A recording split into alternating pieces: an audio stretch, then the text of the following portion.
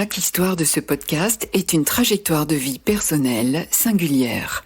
Elle ne représente qu'elle-même, car chacun a son histoire et chacun a sa mémoire.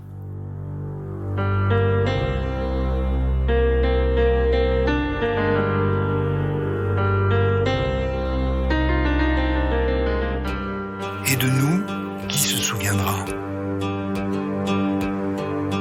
Par Nicole Guidicelli.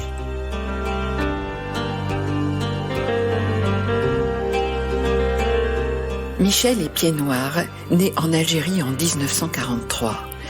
De son ascendance paternelle, il ne sait presque rien, juste que son père est né à Oran en 1911. Sa mère, elle, est arrivée en Algérie à l'âge de 9 ans dans les années 30. Ses parents fuyaient le régime de Franco en Espagne. En Algérie, le grand-père de Michel est employé comme cultivateur dans des fermes tenues par des colons. Michel naît à Pérego, un gros village de l'Oranie, où son père travaille comme cheminot. Ses parents s'installent ensuite à La Sénia, un petit village proche d'Oran, où il passe son enfance et son adolescence. Michel se souvient bien de la vie là-bas. D'ailleurs, toute son histoire d'Algérie est restée gravée dans sa mémoire. Pendant qu'il raconte, Jacqueline, sa femme, se tient à côté de nous. Sa mémoire à elle s'efface, mais elle boit les paroles de son amoureux. Ma vie dans ce village de La Sénia, elle était surtout marquée par la promiscuité dans laquelle nous vivions, sans nous plaindre, mais par rapport à tous nos amis, par rapport à tous nos petits copains, c'était vraiment quelque chose qui nous touchait parce que nous vivions donc à 7, mes parents et nous 5, dans un appartement où il n'y avait qu'une cuisine et une chambre. Nous n'avions ni eau, ni électricité. Il y avait une toilette centrale pour tous ceux qui vivaient dans cette cour, où vivaient plusieurs familles. Plus d'une trentaine de personnes à s'alimenter sur un seul robinet. Et cette image me revient aussi, c'est que pour les grandes toilettes, ma mère remplissait ce qu'on appelait des baquets, des grands baquets en zinc, qu'elle laissait toute la journée au soleil. Et le samedi après-midi, ma mère, devant tout le monde, nous faisait la toilette. Et donc on a vécu vraiment pauvrement. Et puis il se trouve que mon père, à un certain moment, a eu un HLM. Et nous avons déménagé de La Sénia et nous sommes allés habiter à Oran, une cité qui s'appelait les Glycines. Et là, pour la première fois, nous avions dans notre appartement une chambre, l'eau chaude, nous avions des toilettes, nous avions l'électricité.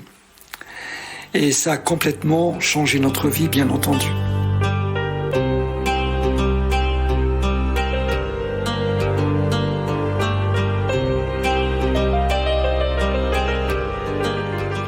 J'ai laissé tomber l'école à l'âge de 17 ans parce que je sentais que ma mère ne pouvait plus nous payer l'école. Ma mère faisait des crédits chez le boulanger, chez l'épicier, pour nous payer le cas, pour nous payer la demi-pension. C'est là que j'ai commencé à travailler en pharmacie. C'était une pharmacie qui travaillait que la nuit. Et c'est parce que je travaillais dans cette pharmacie de garde que j'ai commencé à connaître les parents à Jacqueline. Et le frère à Jacqueline, mon épouse, s'est blessé. Et donc tous les soirs, j'allais faire le pansement au frère à Jacqueline. Et c'est là qu'a commencé un petit peu notre histoire d'amour, c'est que Jacqueline se plaisait à me passer les pansements, à me passer les ciseaux. Et puis peu à peu, comme ça est née une petite complicité entre nous deux. Et c'est comme ça que nous sommes devenus amoureux, très amoureux, très amoureux. Malheureusement, les effets de la guerre ont commencé à se faire ressentir. Et puis les parents de Jacqueline ont dû partir parce que son frère avait reçu des menaces et ça a été un grand déchirement.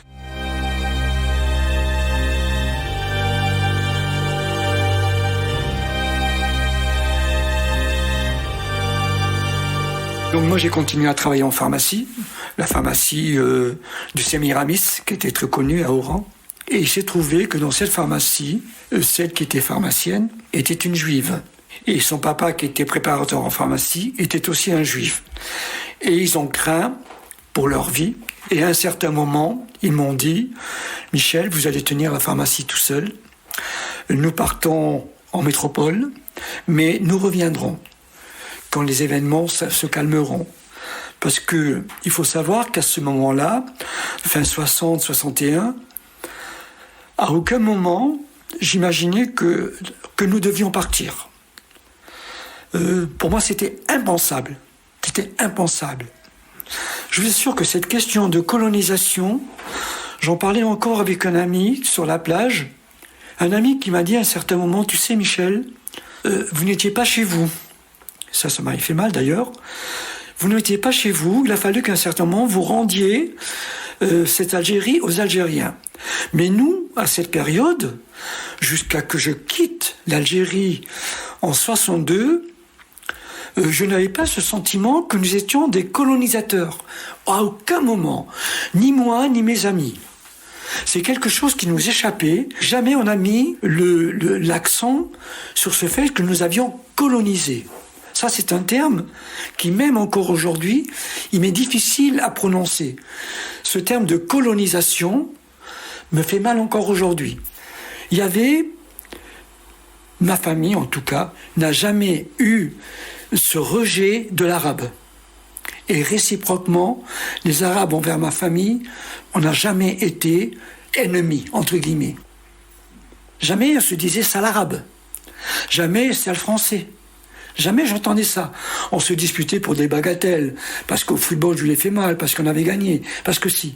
Mais nous, adolescents, nous n'avions pas ce caractère d'animosité, peut-être un petit peu chez certains, mais pas aussi flagrant que dans d'autres circonstances où certains Européens ont malheureusement trop montré cette supériorité.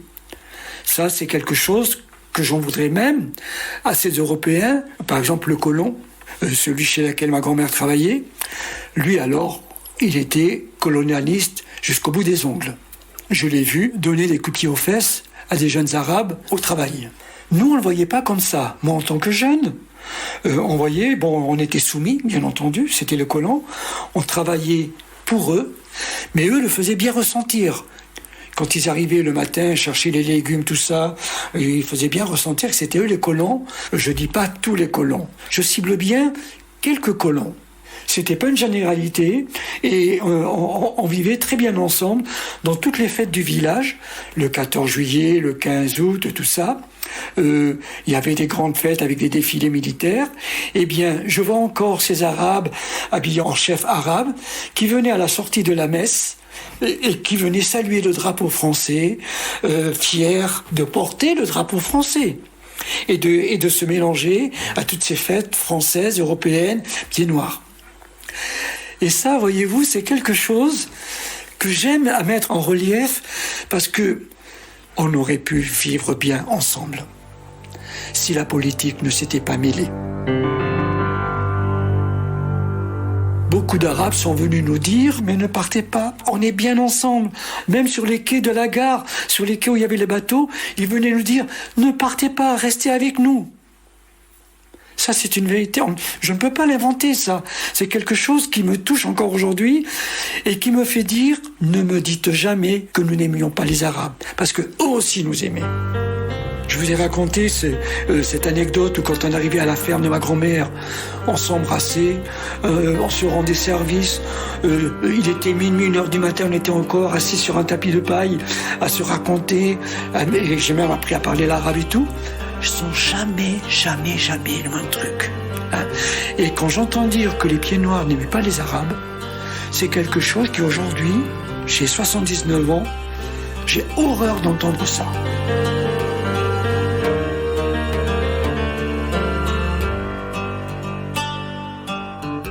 Il y a quelque chose qui ne me lâche pas et qui ne me lâchera pas jusqu'à que je traverse le miroir, comme on dit, c'est que ces événements d'Algérie ont été un véritable gâchis dans tous les sens du mot. Premièrement parce que je connais maintenant des familles françaises dont leur fils est mort en Algérie et qui me parlent aujourd'hui avec une certaine... avec aigreur. Pourquoi on n'a pas pu faire autre chose ? Pourquoi tant de promesses? Moi, je me rappelle quand j'entendais les discours du général de Gaulle, de Dunkerque à Tamanrasset, tous français, c'était quelque chose de terrible de s'entendre dire que l'Algérie était française et qu'elle allait le rester. Et ça, aujourd'hui, pour moi, c'est la plus grande blessure de nous avoir fait miroiter que l'Algérie allait rester française. On ne pensait pas que l'Algérie était dans les mains des Arabes, que nous étions français, tout simplement. Nous vivions en Algérie, c'était notre France. Je dis, mais quel gâchis d'avoir quitté cette Algérie que nous avons, et je pèse mes mots, que nous avons construite de nos mains. Beaucoup de gens qui habitent en France, de métropolitains, ne savent pas le travail qui a été fait en Algérie en termes d'infrastructures, en termes d'autoroutes, ferroviaires, scolaires. Notre Algérie était belle, Oran était magnifique, nous avions un front de mer qui était magnifique. On avait cette Vierge de Santa Cruz qui nous protégeait, comme on disait. Donc, vous voyez, tout ça s'imbriquait pour nous unir dans un élan de patriotisme.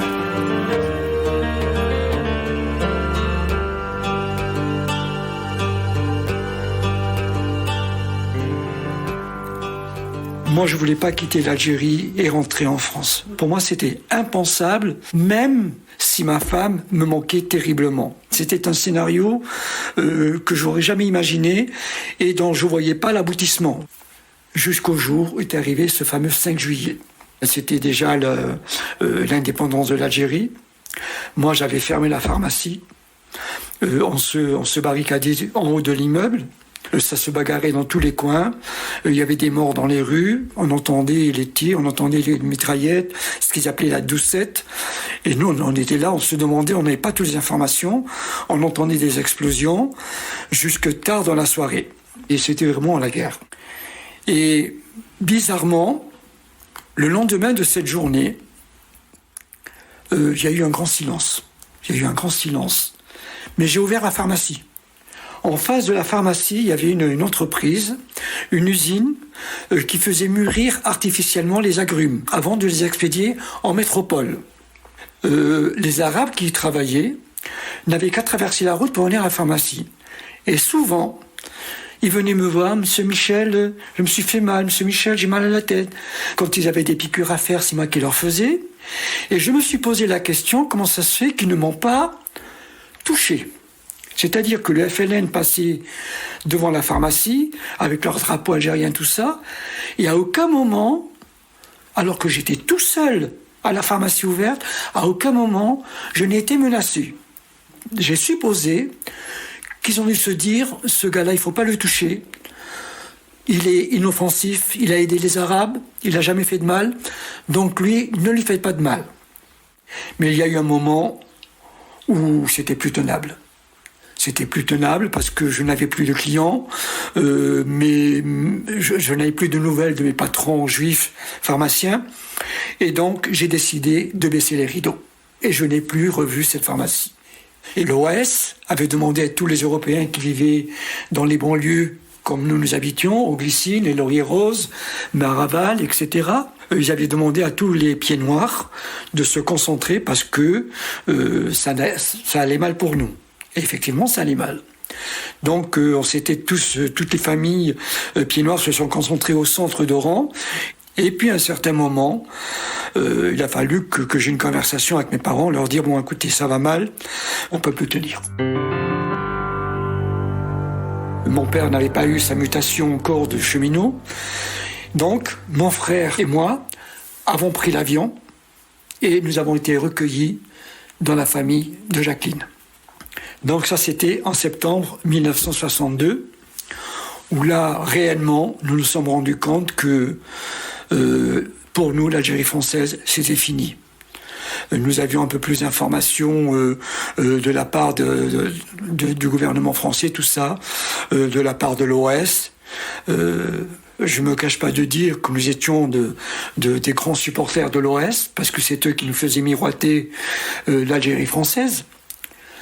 Et je peux vous dire que, en tous les cas, moi personnellement, j'y tenais beaucoup à cette Algérie française. Quand on a pris notre billet d'avion, mon frère et moi, j'avais déjà une grande tristesse, déjà de quitter mes parents. Cette tristesse était mélangée au fait que j'allais retrouver ma fiancée. C'est un mélange de sentiments agréables, un sentiment presque de haine, hélas, moi qui ne suis pas haineux, contre la situation, contre ceux qui nous obligeaient à quitter notre Algérie. Et surtout d'inquiétude. Je voyais mon avenir très noir. On se demandait où on allait, ce qu'on allait devenir, où on allait atterrir. On se posait plein de questions. À l'âge de 18 ans, ma tête n'était pas assez grande pour supporter autant d'inquiétudes. Ma mère était dans l'attente justement aussi de recevoir cette mutation parce que elle a vu ses deux enfants partir en métropole. Elle se sentait en insécurité parce qu'il y a encore les 3 autres. Et j'ai jamais posé la question à ma mère quand elle a su qu'elle devait rentrer en France, qu'elle a ressenti. Mais je sais que quand elle est arrivée à Bellegarde, elle me disait, elle a pleuré toutes les larmes de son corps. D'avoir encore à quitter l'Algérie pour un autre pays qu'elle ne connaissait pas, ça a été un arrachement. Et de se retrouver dans une ville où elle ne connaissait personne, les pieds noirs n'ont pas été très bien accueillis. Ma mère l'a ressenti très fort. Surtout quand elle est rentrée à Bellegarde, il a fallu aller à la mairie pour signer un papier et ma mère était illettrée. Quand on lui a dit « Madame, il faut signer là », et ma mère s'est mise à pleurer, et elle a eu honte quand elle a dit « Je ne sais pas signer ». Ça a été là-bas au bureau de la poste, là-bas au bureau de la mairie, c'était quelque chose de terrible. Et ils lui ont dit « Écoute, vous faites une croix ».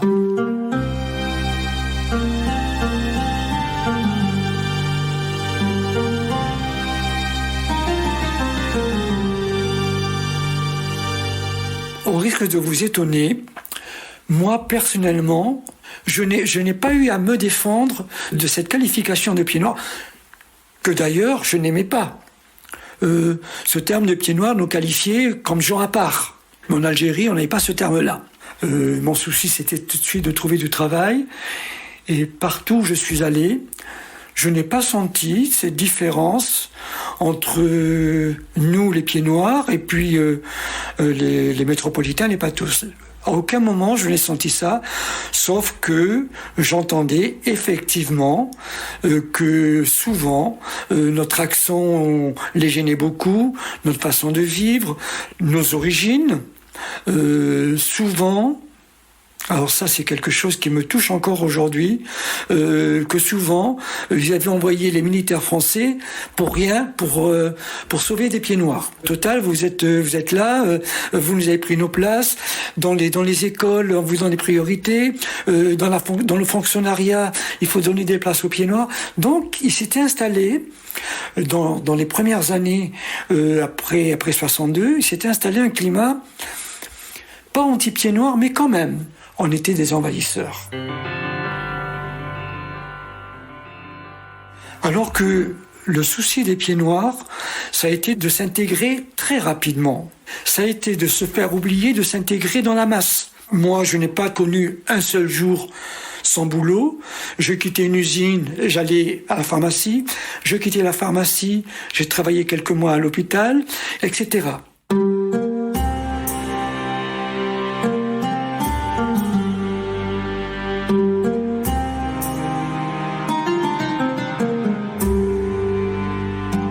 Qui a arrangé les choses psychologiquement pour moi de ce départ de l'Algérie, de cette Algérie française perdue, c'est le fait que je me sois marié. Disons que ma vie de père de famille m'a fait donner des priorités ailleurs.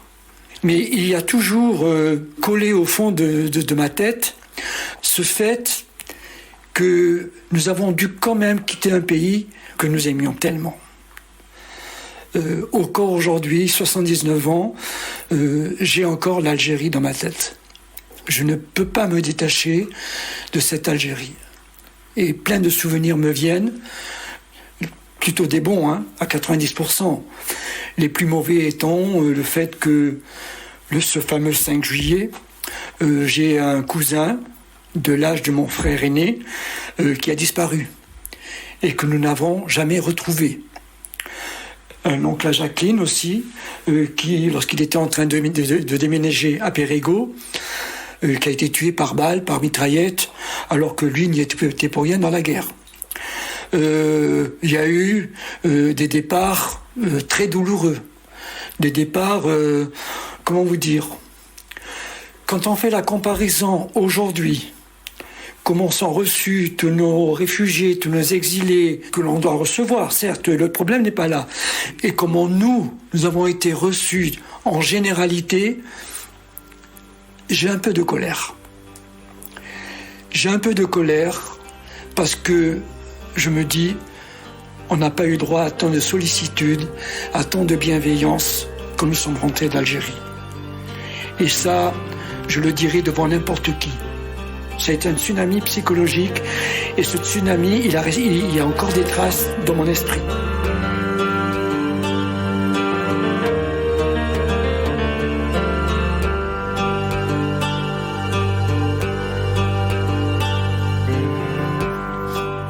Mes 3 enfants ont fait des écoles supérieures quand même.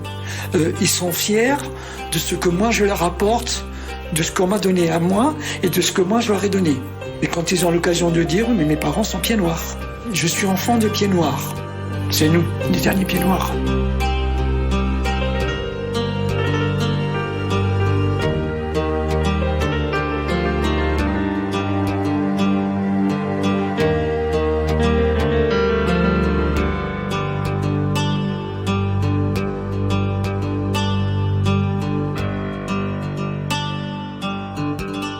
C'est ma génération, la génération de ceux qui sont en 43.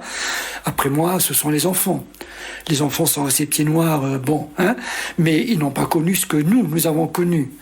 Je ne sais pas ce qui s'effacera, et je suis content que des gens comme vous, des gens comme mon fils, des gens comme beaucoup d'associations fassent tout ce qu'il faut pour qu'il reste au moins écrit quelque part notre histoire. Parce que ça va...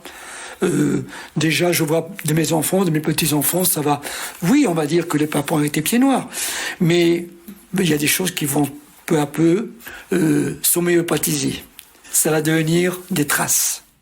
Moi, je veux qu'on garde cet esprit d'Espagnol déjà. Nous avons été des travailleurs de main, que nous avons été un peuple bienveillant, profondément enraciné dans le catholicisme espagnol, que nous avons été fortement marqués par cet esprit de solidarité, de familiarité, de cet esprit du sang, cette racine qu'on ne perdra pas. Et j'ai eu la chance et le bonheur d'entendre de la part de mes petits-enfants, il y a quelques années en arrière, bon papy, on va arrêter de parler d'autre chose. Maintenant, tu vas nous parler de ton histoire. On t'écoute. Et tous les 4, mes 4 petits, ils étaient là comme si on allait leur offrir quelque chose. Et là, il n'y a pas longtemps, j'ai fait les gâteaux pieds noirs, les petits gâteaux secs au vin blanc, les monas, les fameuses monas. Et tous les ans, je me force à en faire 1 ou 2. Je veux marquer mon truc de pieds noirs avec ce truc de la mona, et que je garde pour mes enfants, ou quand ils sont là, ils sont tout heureux. Mais chaque fois qu'arrive Pâques, papa, tu vas faire des monas? C'est comme si j'ouvrais un livre de vie des pieds noirs, cette mona. Elle me rappelle l'odeur de fleurs d'oranger, de l'anis. Tout ça, ce sont des odeurs qui font que je fais un voyage en Algérie à mes racines. Et ça, mes enfants, ils aiment bien que de temps en temps, on ressorte ce livre d'histoire.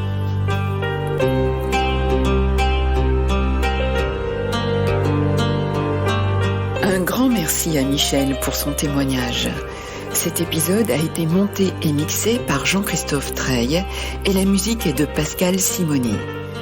Et si vous aussi vous voulez témoigner et que je vienne à votre rencontre, vous pouvez m'écrire à quisesoutiendra@gmail.com. Ce podcast est dédié à mes parents ainsi qu'à tous les déracinés.